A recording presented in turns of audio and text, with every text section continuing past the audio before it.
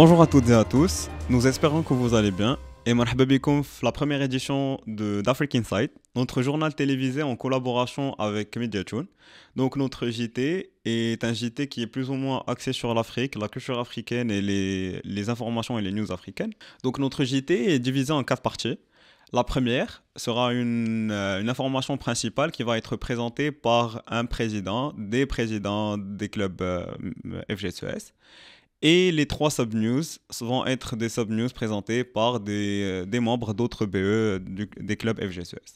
Donc, pour cette première édition, nous avons le plaisir d'accueillir avec nous le président du club MUN, Sami Benjelloun, ici présent. Bien, bonjour à toutes et à tous. Tout d'abord, je tenais à vous remercier, seulement pour cette invitation. C'est un honneur d'être l'invité de la première édition. Et je vous souhaite le meilleur pour la suite.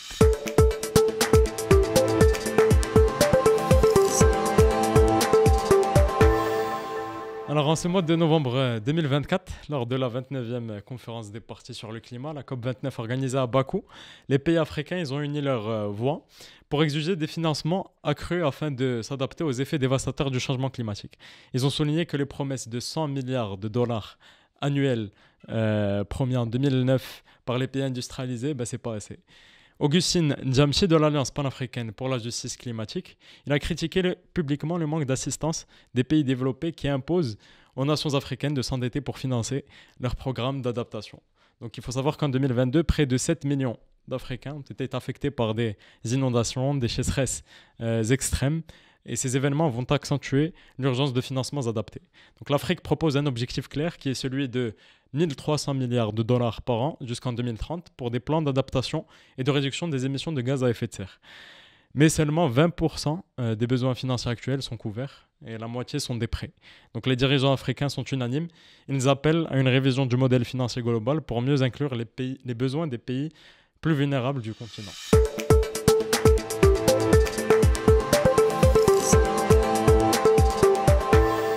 Namibia announced plans to double its annual GDP growth by 8% within a decade, leveraging new offshore oil and gas discoveries. The government emphasized the importance of using these resources to improve citizens' livelihoods while avoiding pitfalls experienced by other oil-rich countries.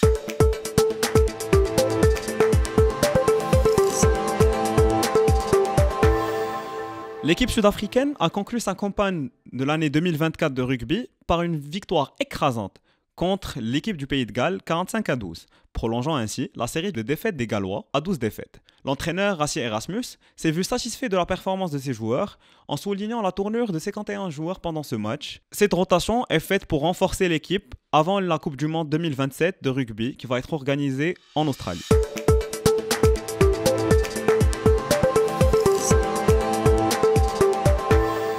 Resolute Mining faced significant challenges in Mali after its CEO and 2 employees were detained by the military junta. The company agreed to a $250 million settlement and relinquished a larger share of its Siama gold mine to the Malian government, highlighting the increasing pressure on mining companies in the region.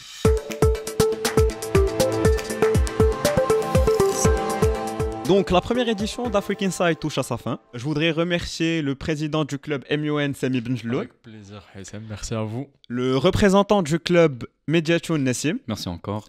La représentante du club, bien sûr, Mediatoon, Selma qui est derrière les caméras maintenant. Est-ce qu'on peut annoncer l'invité du prochain épisode quel club Je pense que on laissera les internautes choisir. Et on vous laissera choisir le prochain président du club FGSES que vous voulez voir dans la prochaine édition d'Africa Insight. En commentaire.